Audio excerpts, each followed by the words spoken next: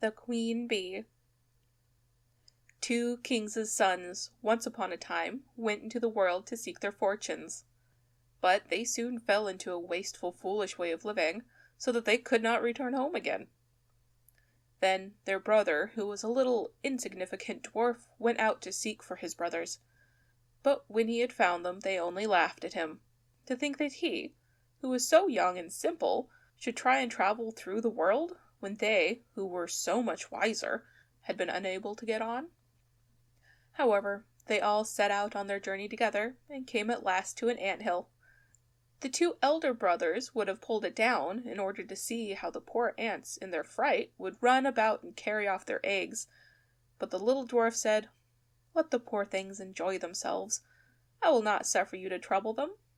So on they went, and came to a lake where many, many ducks were swimming about. The 2 brothers wanted to catch 2 and roast them, but the dwarf said, "Let the poor things enjoy themselves. You shall not kill them."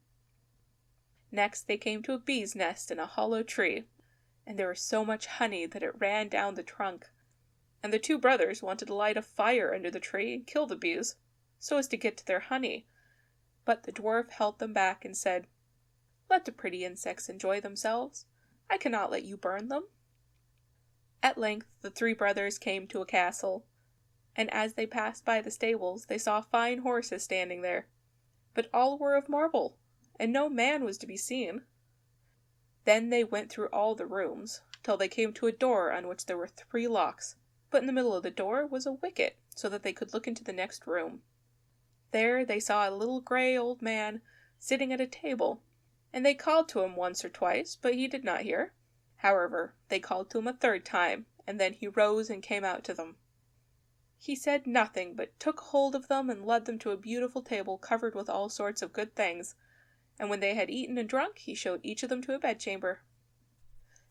The next morning he came to the eldest and took him to a marble table, where there were 3 tablets containing an account of the means by which the castle might be disenchanted. The first tablet said, "In the woods under the moss lie the 1,000 pearls belonging to the king's daughter. They must all be found, and if one be missing by set of sun, he who seeks them will be turned into marble." The eldest brother set out and sought for the pearls the whole day, but the evening came and he had not found the first 100, so he was turned into stone as the tablet had foretold. The next day the second brother undertook the task, but he succeeded no better than the first, for he could only find the second 100 of the pearls. Therefore he too was turned into stone. At last came the little dwarf's turn, and he looked in the moss, but it was so hard to find the pearls, and the job was so tiresome, so he sat down upon a stone and cried. And as he sat there, the king of the ants, whose life he had saved, came to help him, with 5,000 ants, and it was not long before they had found all the pearls and laid them in a heap. The second tablet said, "The key of the princess's bedchamber must be fished up out of the lake."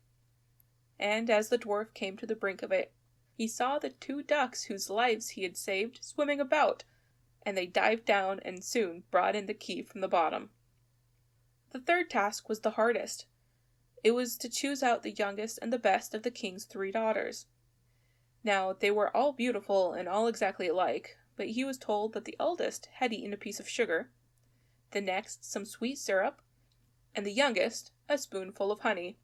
So he was to guess which it was that had eaten the honey. Then came the queen of the bees, who had been saved by the little dwarf from the fire, and she tried the lips of all 3, but at last she sat upon the lips of the one who had eaten the honey, and so the dwarf knew which was the youngest. Thus the spell was broken, and all who had been turned into stone awoke and took their proper forms, and the dwarf married the youngest and the best of the princesses, and was king after her father's death. But his brothers married the other 2 sisters. The end.